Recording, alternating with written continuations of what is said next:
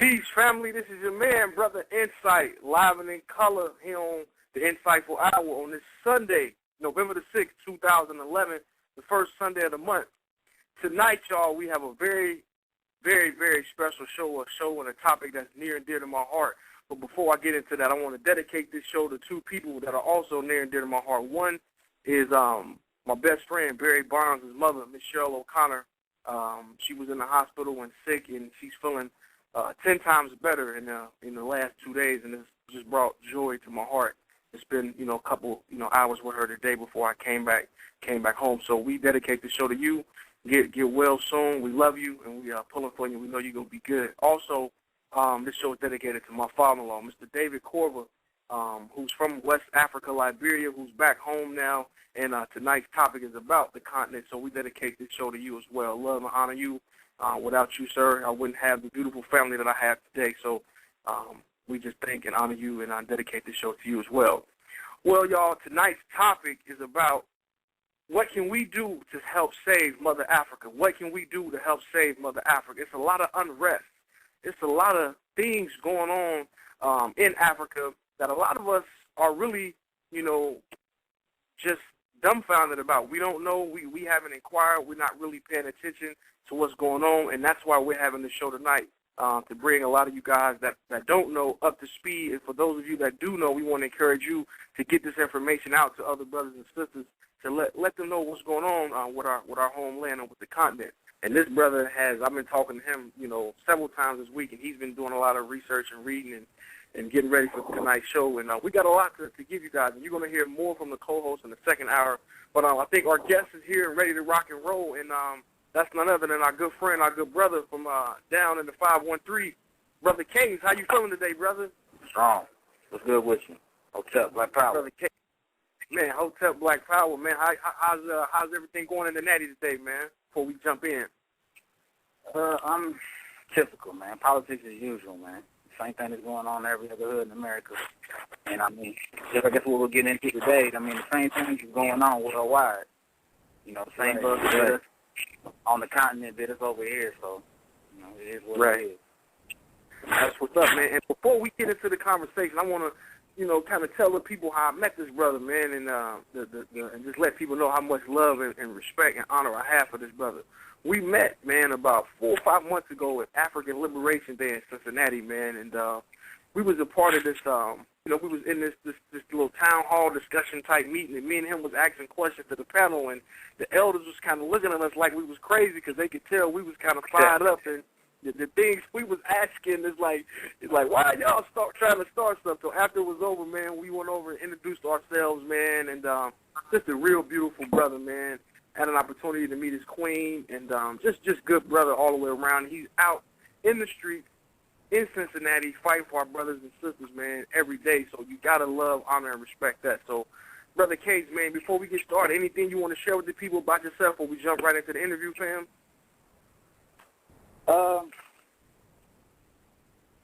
I guess I got my hand in a little bit of everything, and I guess like some of the first things I would say is like, I'm not gonna put myself out as no master teacher or no high scholar or expert in everything, because that would mean I wouldn't have anything to work for. But everything that I do, that I will talk about and that I do talk about within my productions and the work that I do, is based on my experience. It's based on my interaction with other brothers, you know what I'm saying, that make me strong, that build me up and to do the things that I do and say the things that I say. And so if I say something that may not go along with what somebody else thinks today, don't take it as a negative or me trying to be bigger than my people. It's just that I'm very confident from my practice, from my application to what I talk about. You know what I'm saying? Right. But, other than that, I'm a producer, I'm an organizer. Even nowadays, because of the current state that we live in, I'm getting up on my survivalism. So a lot of my productions and a lot of even my moves working with the brothers in Africa is us, really getting up on the reasons for Garveyism, which is that if you have no refuge, if you have no source of the actual resources to be able to survive, then, you're going to be forever a slave in this country, so. That's right. But I guess, that's the way that I could open up. Right, right. I don't know what to start at. And it's funny you said that, because people that listen to this show on a regular basis, what you just said, they've heard that before from my co-host, Miss Rhythm. She tells people all the time, I might come off, you might think I'm arrogant, I might be a know-it-all, but if I'm confident on what I know, I've done my studies and I've done my research, then I'm going to give you the information, whether you agree with it or not. So our listeners are accustomed to being told that. So let's jump right in, man. You know what tonight's topic is.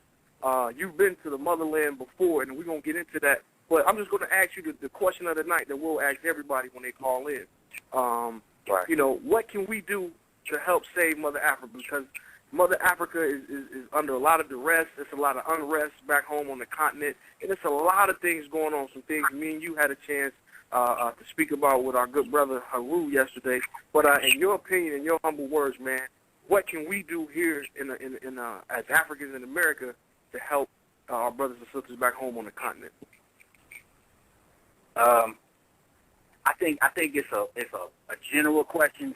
It's a broad question, so I might have to chop it up a little bit to immediately answer. The way to immediately answer it, I gotta say, it's depending on who you are. For instance, when you go to Africa, you are confronted by a lot of your Americanism, the stuff, the dirt that you got, the crud that you got from growing up in this cesspool known as America KKK. When you go outside of this country, you are confronted with, you basically get out of the box, per se.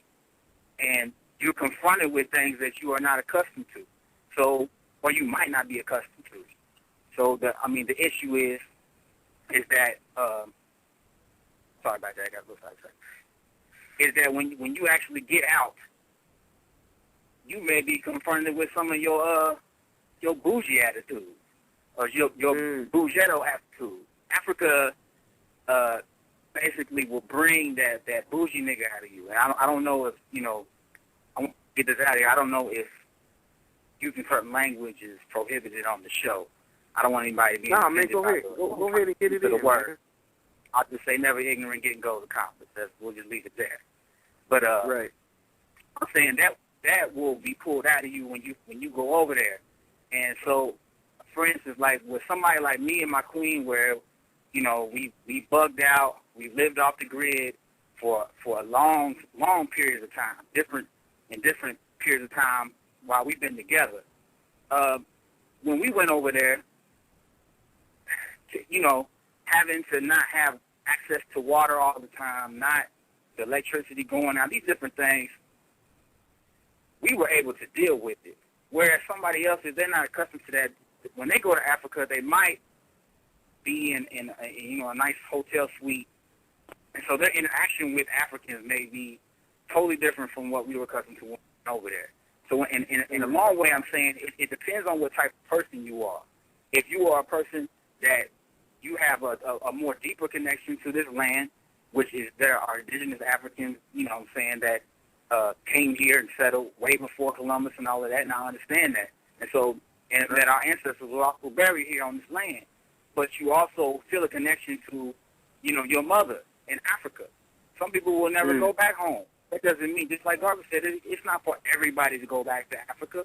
But the point is for us to be connected, for us to take back the land, and for us to basically have nationalism, for us to have our own nation.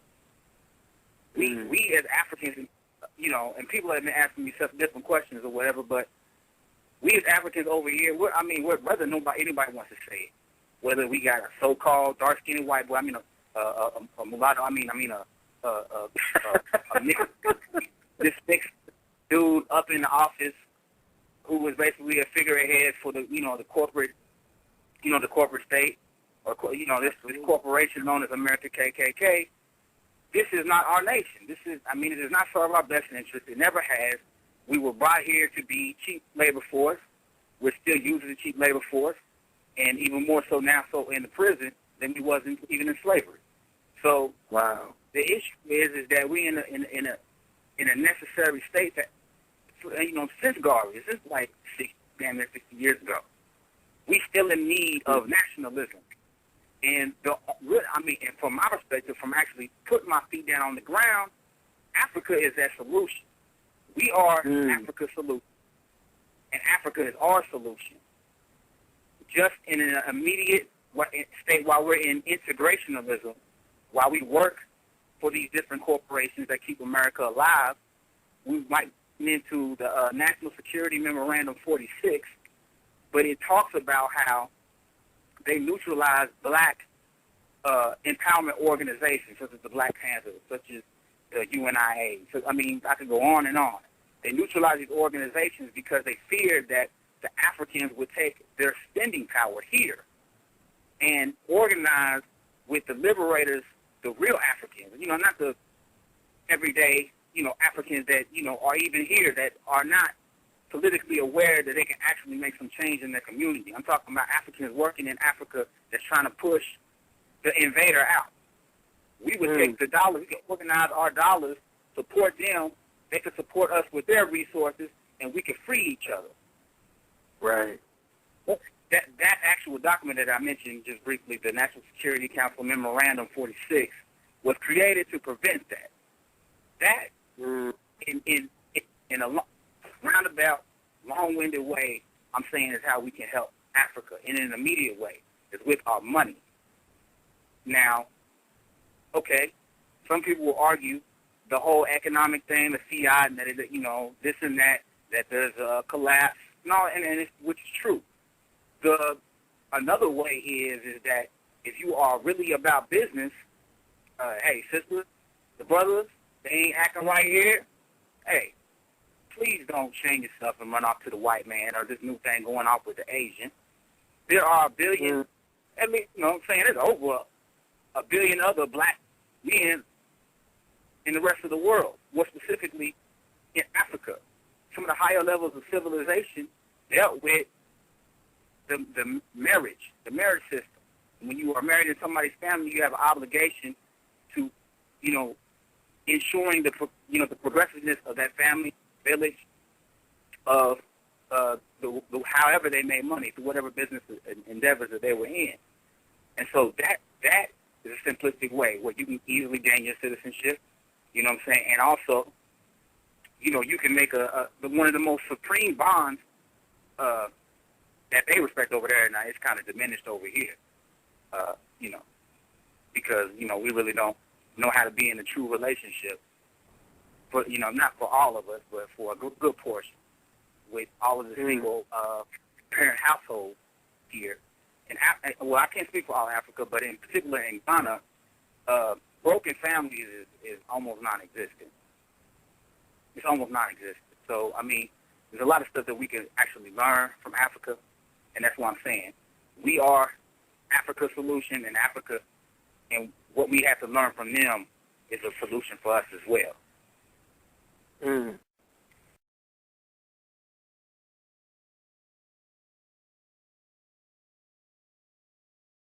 And I'm glad you took it there. I want to go to this next question before I go to my two co-hosts to get their questions in. Now, you went to Ghana. You stepped foot on the continent back home on the motherland in Ghana.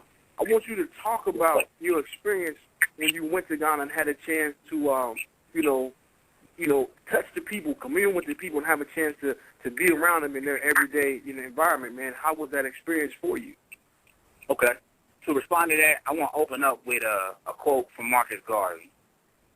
He says, if the Negro, which, an equivalent, if the black man is not careful, he will drink in all of the poison of modern civilization and die from the effects of it. So in saying that, I want to apply that where Garvey, to a degree, was possibly speaking about us over here in the so-called West. I would like to apply that to even the Africans on the continent, whereas they have drunken and are drinking, the poison of this so-called high-tech barbarianism by this white boy. And so, like, when I went to Africa, when me and my crew went to Africa, we were briefed about some of the things or whatever to expect. And, I got good friendships with, indigenous Africans from the continent that actually, migrated here or immigrated here. So, I've been briefed a little bit, and I've been out of the country before. So, when we went over there, I mean, right off the bat, to actually be in Africa, to actually, for me to be, like, especially on my mother's side, to actually go back home and, and not have been back since, my people were kidnapped, just that, just on an emotional level, you know what I'm saying, and on a spiritual level, that was a big thing for me. But then to, immediately, like, usually people, when they go over back to Africa, they have, like, this little charted out tour that they go through, and it's through some 501c3 that has certain things charted out, where you're going to sleep, what you're going to do, what you're going to eat, where you're going to go, and all of that. Like, we actually had connected with some brothers online, on some, yeah, I mean, it was really organized by our individual, tenacity to try to get in touch with brothers so we could organize something special for ourselves.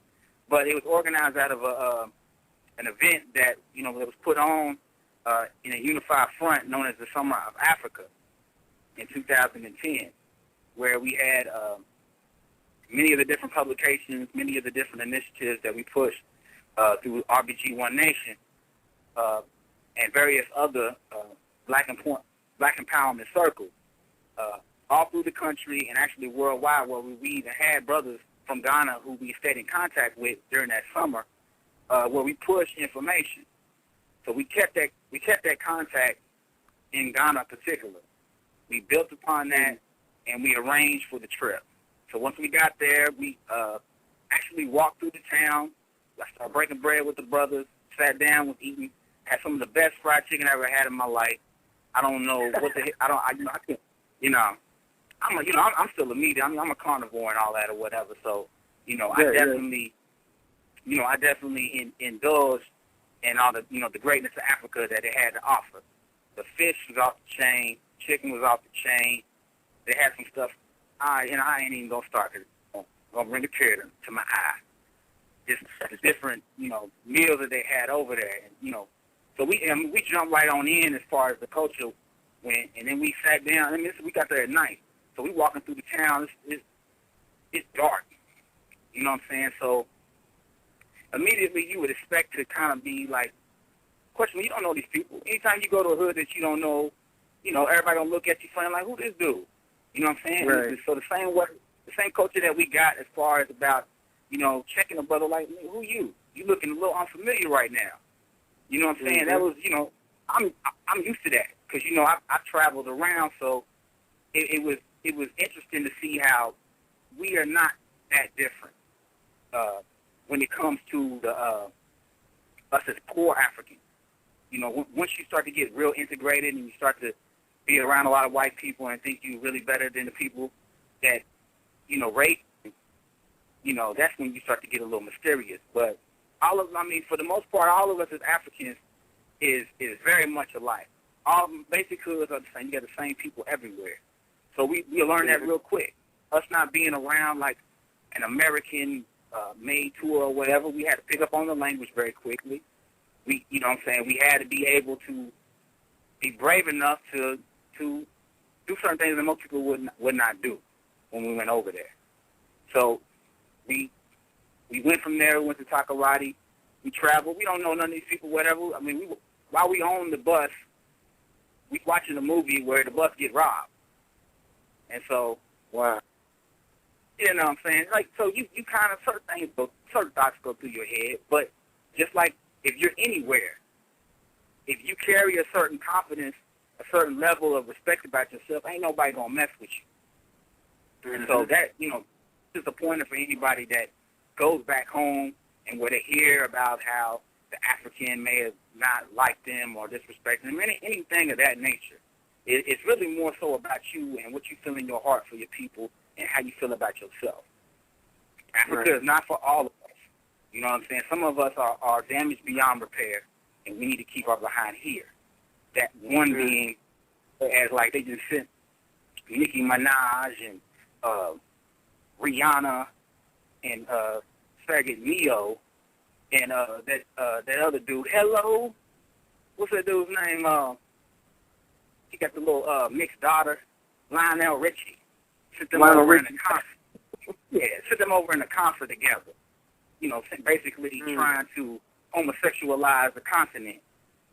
You know what I'm saying? So, just to go into that, us over here in America, we are over-sexualized. So, there are certain things that go on in Africa where they are more liberated they're more liberated and more secured in their masculinity and the principles of what true manhood is. Whereas here, where the most so-called masculinized man, he does not raise his children. He beats on his queen. I can go on and on about the negative aspects of what we've been programmed to believe is manhood. And in Africa, they're more secured within their indigenous culture. So, whereas, like, and I was briefed about this, but, some of the things, whatever, did really shock me. They told me that, African brothers, they could walk down the street and can, hold hands, you know what I'm saying? Because that's they was colonized by the English, so they call them their mate or their friend. And then, they walking down the street holding hands or hugging each other real, very, very close, uncomfortably close for me. But, I'd heard about that before I went. But I even seen things as far as, like, it got a little too questionable for me. But for me, I had to keep checking myself because I'm sick by being in this cesspool, by being over-sexualized in this society where the actual homosexual actually exists here. Over there, that doesn't exist. So I had to check myself several times so that I did not project my sickness onto them. Whereas they were totally innocent actions, whereas I've been, twisted over here by the programming and everything, to be suspect of brothers in their sexuality. So that was another thing that, that you can expect going there, but that you need to check. And that, depending on who you are, you may not be able to deal with something like that. Religion is another one. They have, it was actually exaggerated to me. Everywhere I turned, I didn't feel white Jesus. I didn't. But white Jesus is deep over there. You know what I'm saying? You can go downtown and you can see white Jesus on cars, white Jesus on billboards, white Jesus on TV. White Jesus is a little bit of everywhere. The issue is that over there, like, and I'm speaking specifically for Ghana because there are other places where, it's a lot worse. But Muslims and Christians can come together and they can actually police their neighborhood and make decisions based on their cultural background. They make decisions for the betterment of a holistic type of community, not just for their individualistic religious concept of what's right or what's wrong. And so I was quick to want to, check them on certain things like religion or whatever. I saw where a community of Muslims and Christians, and unfortunately, I checked them, the Mormons, though. But man, that's a whole nother story. But I'm saying, like, they don't come to that neighborhood no more. We sold them up. But I'm saying, like, they can actually band together and expel undesirable activity outside that community. For example, like, while I was, before we actually moved into actual town, working with all the brothers and everything like that, we stayed for the first month that we was over there like in this town, it's like a new town. Like if somebody's building like a new town, all the buildings are not built up, the plumbing is not, we didn't have water like that first 3 weeks or whatever of the month. And like I said, like if that's going to be a problem for you, then you need to go on and pay top dollar to some nice tour and do the do. But we was accustomed to that before we went over there wanted to deal with it. So I'm saying, like, they came up to the crib or whatever, and it was like, man, it was a sad day in the town today because, we had to basically do a brother, you know what I'm saying, because he came through stealing in the middle of the night.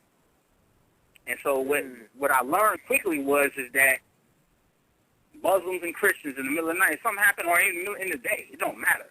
They police their own community. You can't depend on the police to police the community because they put him in jail and send him back, and the thief can come back, or the undesirable activity can come back and be a pest to them again. So what they say is that if we get a hold of him, he doesn't come back. And so, without being explicit, they get the job done over there. They police their community and they hold court in their community in my opinion, a very respectable way. We can learn a whole level of responsibility from them, how they are able to come together regardless of their religious or philosophical differences and do what is best for the community. Instead of us over here where we are so integration, I ain't going to make up no word, but because we have been so attached to this integrationist society where we call on our enemy to solve our problem. When we have to do for self, we should find the solution within each other. And so, I mean, these are just, I could go on and on about the similarities and the paradox that we exist as far as brothers, Africans here on this landmass and brothers back home. People, I know we all are. Hold tight for me on our whole, and let me go back to my guest. Let me let Sister Rhythm get a quick question in, and then Brother Ed. We got about 10 minutes left with our special guest, Brother Cadence. Go ahead, Queen.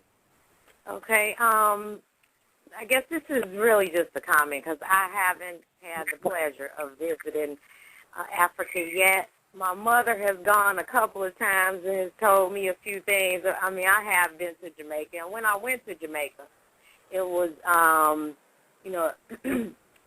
went to Ocho Rios, which I thought was not as touristy, but because I don't know anybody in Kingston, I didn't attempt to go to Kingston. I feel like I need to know somebody there in order to actually go there and see the things that I want to see.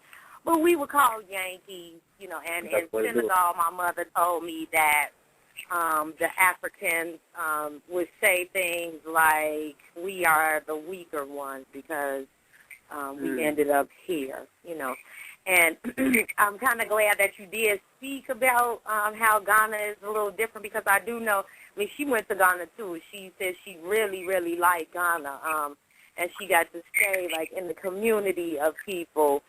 And she did explain all the things that you were explaining. So I guess what I need to say is, or what I'm trying to say is, when we ask a question like, how can we save Africa, you almost don't even really have an answer for that question. I kind of feel like, first and foremost, we have to be able to save ourselves.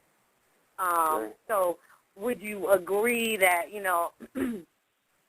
going or teaching these things to the people would be one of the best ways to start in our solution process, or what have you, and saving Africa from the things that are going on? I mean, because the powers that be have a lot of control. They have touched the four corners of the earth, so there's definitely all type of influence coming in. But what, as far as what we could do here and now for other people who don't necessarily know, because like you said, there are different types of people. It depends on what your mindset is. And I mean, I know so many people that wouldn't even want to go back to Africa, Right. or to Africa, I should say, because they feel like they didn't come from there at all. You know, like, so do you have any words for people who, you know, are on that page? I do. Can I be heard? My on mute. No, you go ahead. I'm done. Okay. Because it was a lot, because it was the other brother that spoke on some things, too. Me specifically, I can't speak for other individuals that go back, and I did need to clear something up with us in the chat room. The move that I made, the comrade that you heard that called in, that is my comrade here in Cincinnati, the move that we made was not out of a vacationism. We black nationalists. So the moves that we made are not just a one-time move. We went there to make contacts so that we can make continuous moves for the benefit of the Africans here on this continent and the benefit of the groups of individuals that we met in Africa there, for those particular villages. I opened up in the beginning speaking that to say, how can we do Africa? That is a very, very broad and general question when you're dealing with thousands of different, whether you call them tribes, ethnicities, whatever you want to deal with it. But even within those ethnicities or tribes, you have various different customs and traditions. And just dealing with Ghana, in northern Ghana, you got the hard rocks. When they see the political corruption, and they go to the street and do something about it.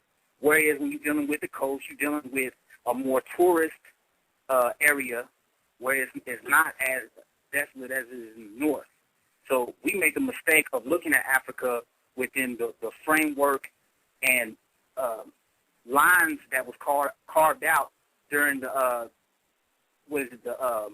Berlin Conference or whatever it was, when they decided to take different parts of Africa and divvy it out to the different European so-called powers that be. So I'm saying I do have an answer to it, and my answer to it is to study Garveyism, to study what Garvey was about, also Kwame Nkrumah. For instance, the way that I was able to, if some of the people was not aware of some of the actions that was made, all you got to do is go to YouTube and just put in RBG and Ghana, and you'll see the activities that were made over there to show you that it's not about a vacation. But what I will say, I just want to say another quote from Kwame Nkrumah, and it's the way that I was able to connect with the brothers over there, as in Ghana was a rebel, as in, and was also a trailblazer in fighting for its liberation from colonialism. And he was inspired by the great work of Marcus Garvey. So it had a great connection with us as Garvey African nationalists here. Because very much, just like how hip-hop influences Africa today, the great works of black nationalists here in the islands that you speak of, they are still to this day, those actions are reverberating all through the continent. But the quote, and I won't do the whole quote, but I'll sum it up by, this is from Kwame Nkrumah's Class Struggle in Africa. He says that the notion that in order to have a nation, it is necessary for there to be a common language or a common territory or a common culture has failed to stand the test of time or the scrutiny of scientific definition of the objective reality. And then, paraphrasing again, he says right after that, he says, the community of economic life is the major feature within a nation, and it is the economy that holds together the people living in the territory.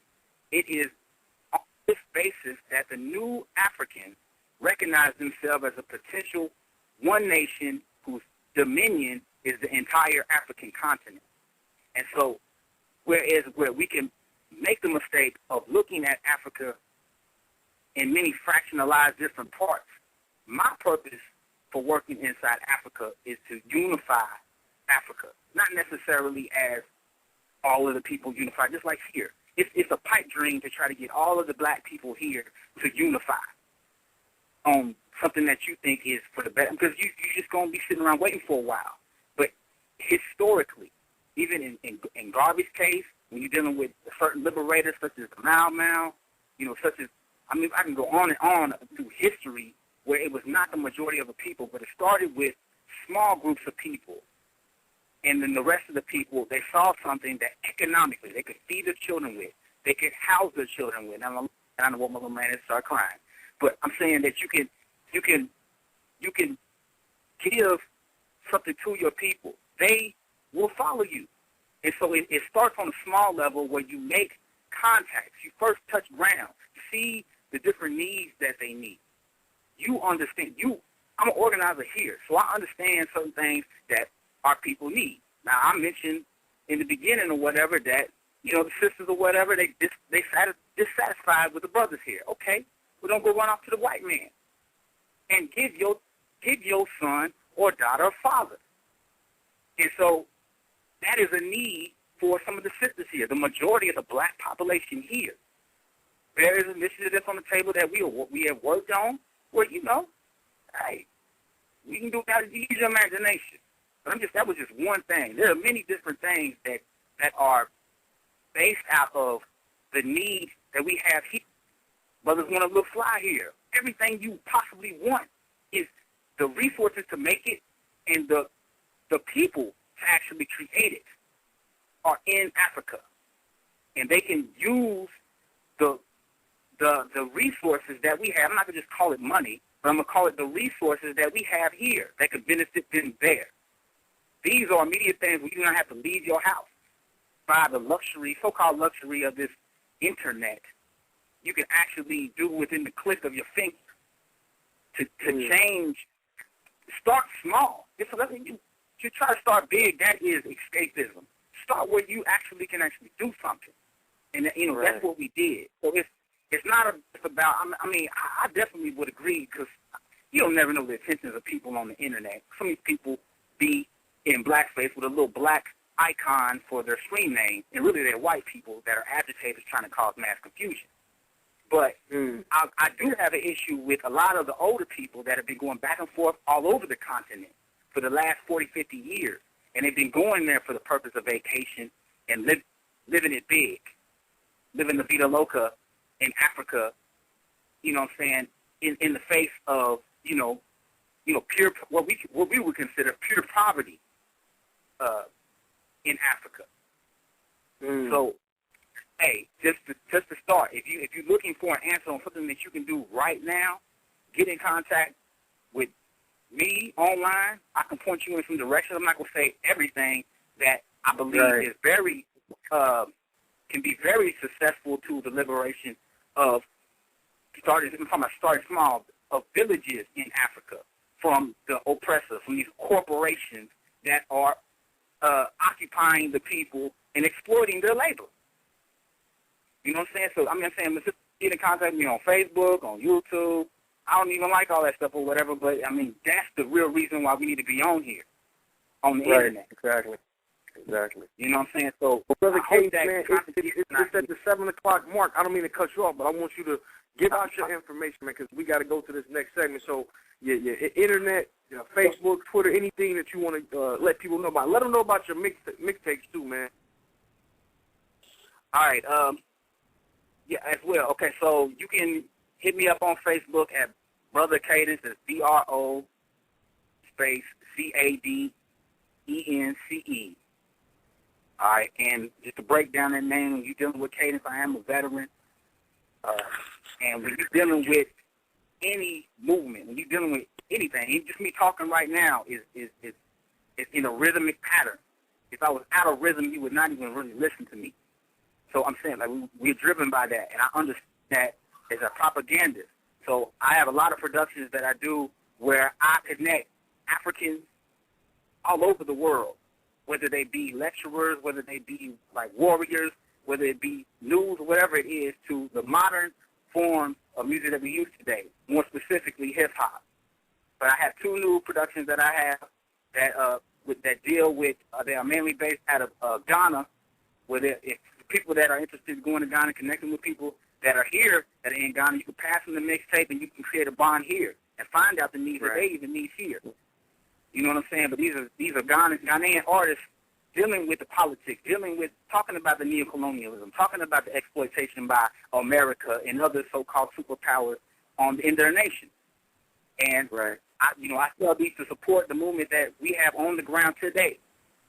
And like I said, you can get in contact with me on Facebook. You can get in contact with me on YouTube. That's like I said. All you gotta do. I'm a partner of Baba RBG and his community that he has online. It's rbgnation.ning.com. You can hit me up there. But I mean, if you ain't heard about me, you need to go ask somebody. We doing big things here locally, but we also doing big things worldwide. We just need people. I ain't ask people to get down with me, but I'm saying, like, if you like-minded, get your weight up. Let's work together. Let's build. That's right. That's right. That's right. Well, that's Brother Cage, y'all, out of Cincinnati, Ohio, man. Peace and respect to you and the Queen, man. And, man, let's continue to do this work, brother. We need more brothers out here like you. Yeah, definitely. I hope you bring up that National Security Council Memorandum 46 would actually I'm going to deal with that at the end. Okay, that's the reason. That's the gap that we have between Africans here and Africans on the continent. That's the real reason. That's the real rift. That's the real reason why we don't see that we have any connection. Right. Most definitely. And if you do go into Gaddafi, I did want to quote, because I don't know if I'll be able to call in. I did want to leave off with this. For the people that's going off into Gaddafi, I know y'all gonna hate me, but this is what Kwame Nkrumah says. You know what I'm saying? And for all those that are talking about that he wanted the United States of Africa, that's here nor there. I don't go by what somebody says, what somebody do. But Kwame Nkrumah, he says this in his Handbook of Revolutionary Warfare. It's a bad book. If you need a link, I'll get it to you. But he says, this is obviously why the imperialists, although against the idea of political union, will do nothing to break the OAU, the Organization of African Unity, which y'all are familiar with. It serves their purpose in slowing down revolutionary progress in Africa. This state of affairs is mirrored both in the discouragement of freedom fighters in the remaining colonial territories and South Africa, and in the perplexity among freedom fighters from neo-colonialized territories. The struggle for African continental union and socialism may be hampered by the enemy within. Those who declare their support for the revolution at the same time by devious means serve and promote the interests of imperialists and neo-colonialists. And so you may hate me, but a lot of the people we're being told that are really for the United States of Africa, and they serve as the lapdog of the the leader colonialists, but more specifically the imperialists, meaning that they went to the Bilderberg meeting, they went to the G8 summit, and they backed all of their initiatives by exploiting black labor in Africa, not supporting Mugabe, all of them. The reason why they don't destroy something where somebody can sit up and say they want the United States of Africa within where the real Pan-Africanists serve to get liberation for their country, but overthrew by the CIA. The reason why they let that stay there is because it's a puppet regime. And Kwame Nkrumah knew it before he was destroyed, before he was overthrew. So hopefully I didn't offend everybody, but I want to back my stuff in with actual fact and information that comes from my ancestors. Hopefully you support what we're doing. Hotel, Black Power, RBG for life. That's Brother Cage, y'all. Thank you once again, brother, for calling in.